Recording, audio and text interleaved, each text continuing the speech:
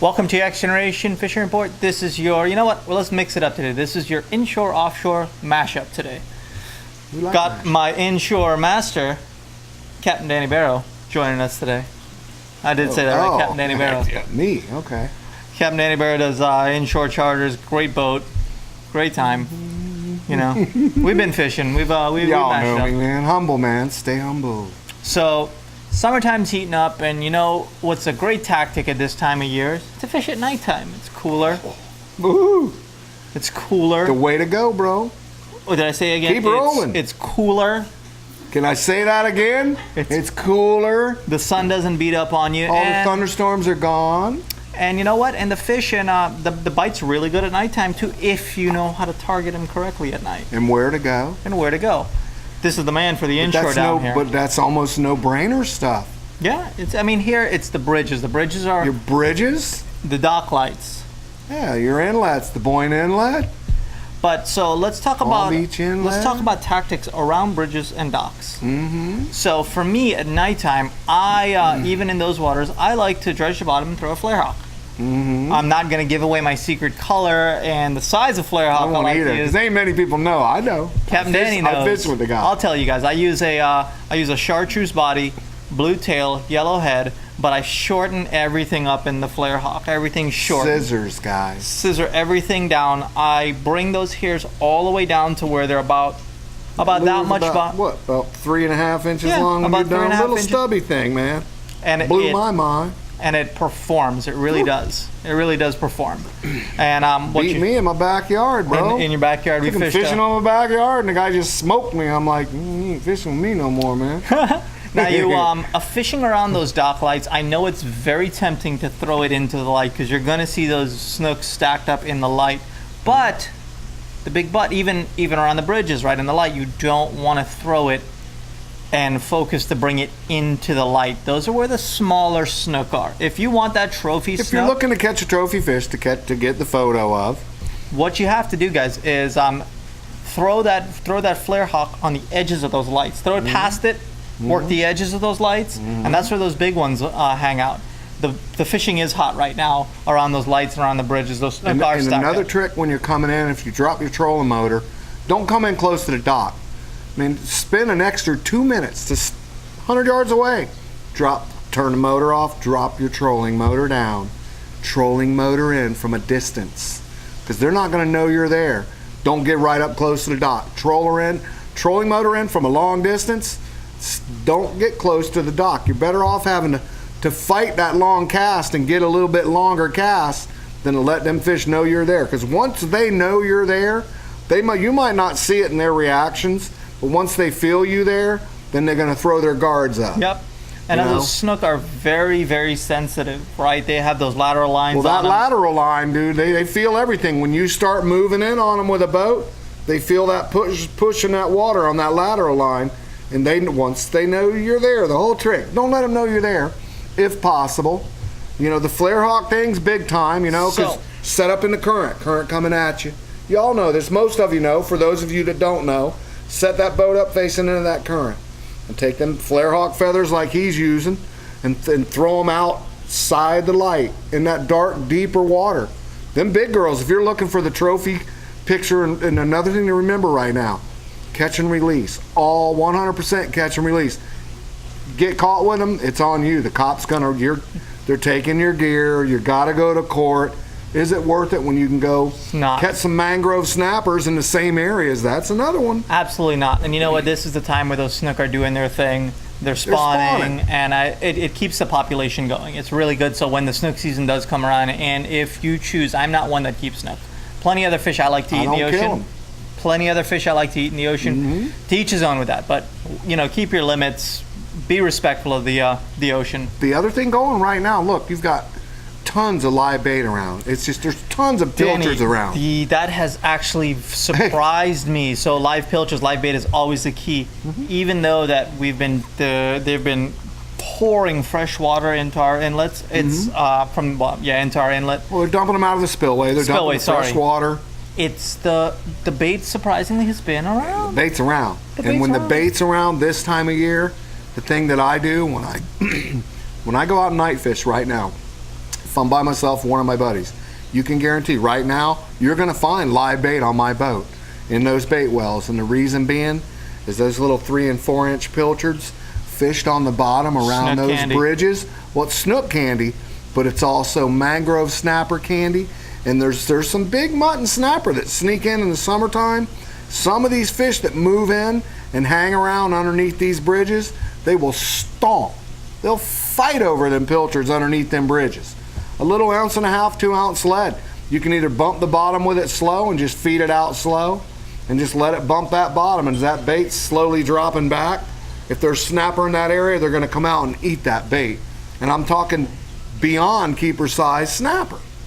How can you go wrong? There's dinner right there. That, and especially with the limit size changing with the muttons, it's 18 inches now. It's an 18-inch It's a little harder. That's a bigger fish. It's a bigger fish. So let's talk. That's your tactic. It's the nighttime. Don't sit out there in the heat. Work the nighttime. You can look like last week. I think we went over it. The walking or the week before when I was walking the beaches during the day when it's dead overhead and all that. That's still going on.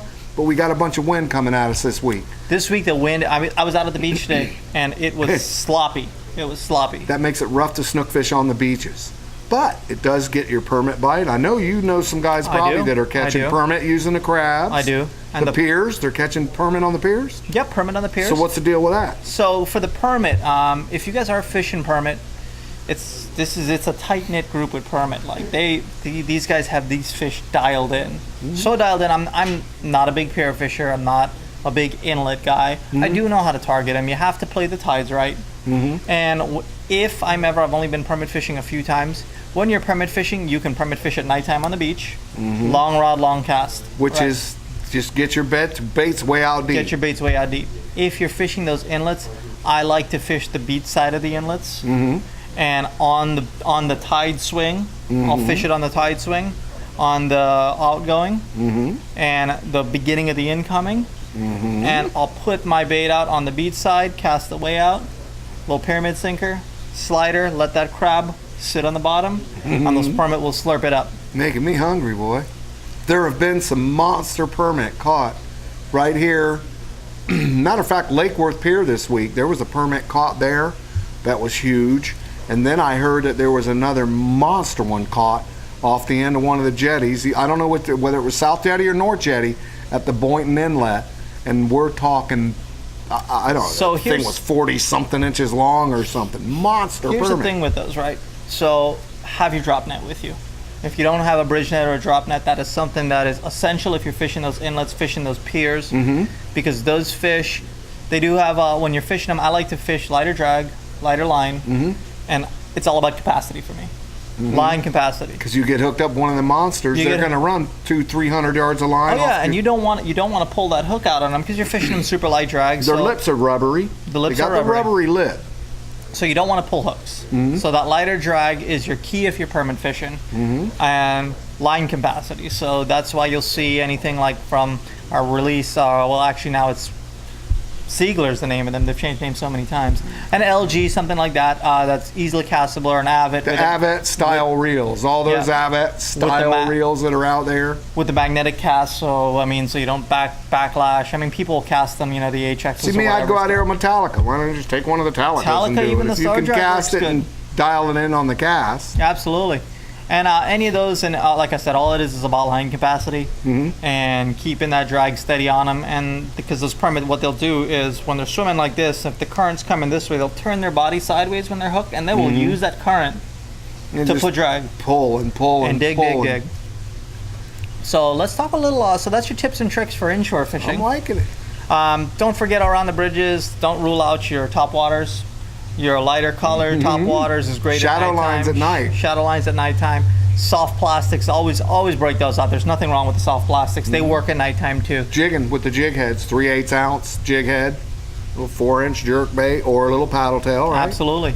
So offshore, the this past week we were coming off the full moon. The wahoo bite was phenomenal. If you guys missed it this past week, sorry, but it ain't over. It ain't over. It's gonna slow down a little bit. This moon we still got a ton of moonlight. Yeah, it's gonna slow down a little bit. It's good. For me, with this moon, when we're coming out of it like this on this back side of the moons, This is when I used to target wahoo a lot years ago when I wahoo fished Was a I even lot. was I even alive at that time? You Dan? might have been, I don't know. A baby, maybe. You were probably surf fishing somewhere with your dad. Yeah, But back then, these moons, we're still on a great moon for these wahoo bite right now, guys. And there's some guys, local guys, that are catching wahoo every morning. These guys that do it a lot are catching one almost every day right now, every morning for the last 3-4 days. And it's going to go on for another 3 or 4 days. You're in that big wahoo window. Dan, you know what the key to wahoo fishing is? Go wahoo fishing? Mr. Mullet's baits. Or the Mr. Mullet. It's an awesome bait. They're sold right here at xGeneration. Mm-hmm. He's got his. Well, you got the rig mullets, the chin-weighted mullet, okay, which is the Mr. Mullet. And that's Doug's Mr. Mullet. That bait gets it done. You can put a sea witch in front of it if you want. You control it naked, put a sea witch. The thing is, you control it all day long. It does not wash out. Yeah, they don't wash out. You ain't beating that bait up. It's like leather. When you're done with it, you can put it in a Ziploc, get all the air out of it, refreeze it. Yeah, absolutely. Bonita strips, because I know Mr. Mullet's been making thousands of them. He's making them so fast right now with the wahoo season. And that's an island lure or a J-cam, J-cam lure type. Sea witch on the planer? Sea witch on the planer. Or like me, I wish this wind wasn't doing this, because I'm running a bay boat, guys, not an offshore boat. I wanted to get out there, hopefully, either Thursday, but I can't now because I'm booked for one of my older clients, wanted to go fishing. Okay. Hey, it's part of the gig. Friday, and I wanted to go out and take the pink and white sea witch or an orange and black sea witch and put a bonita strip on it and go drop it back. I'm fishing a 96-ounce cigar lead, guys, now. Andy right here at xGeneration's got some stuff out now. If you want to go heavier on your leads, come into xgen. He's up these 96-ounce trolling leads, and I'm using wire line again. I'm going back to old school, but that lead gets me down deep. I mean deep. Think 96 ounces of lead, and I'm not high-speed trolling. I don't high-speed troll. I know you guys do sometimes when you go out. Yeah. I'm just doing your regular, little above a regular trolling speed. Hey, if you guys want to see a great high-speed video, check out Andy's Facebook. He's got a great video of him high-speed trolling and how to do it on there. They're hooked up on a fish. I'm not going to spoil it for you, but you got to go to the xGeneration Facebook and check out the video. He's got it posted on there. You won't see it anywhere else. Now, I am going to tell you why we're on the offshore stuff right now is I've done 2 trips this week so far and gone offshore, which was the day before yesterday and yesterday. And now it's chopped up again, and here we are right at the weekend, guys. So I was out there, and it was just Bonita City. Hey, and sharks, big sharks. We've talked bonitas. They're fun fighting fish, but the value of them, not edible, but the value of them, it's astronomical for the bonita strips. For you want a poor man's chum, you got that. You need to feed the tax man because the sharks are. You know what? I know if Andy's beat the dead horse on it, and there ain't no beating it this week. They tore us up. We hooked into a bunch of big sharks this week. I love catching sharks from the shore.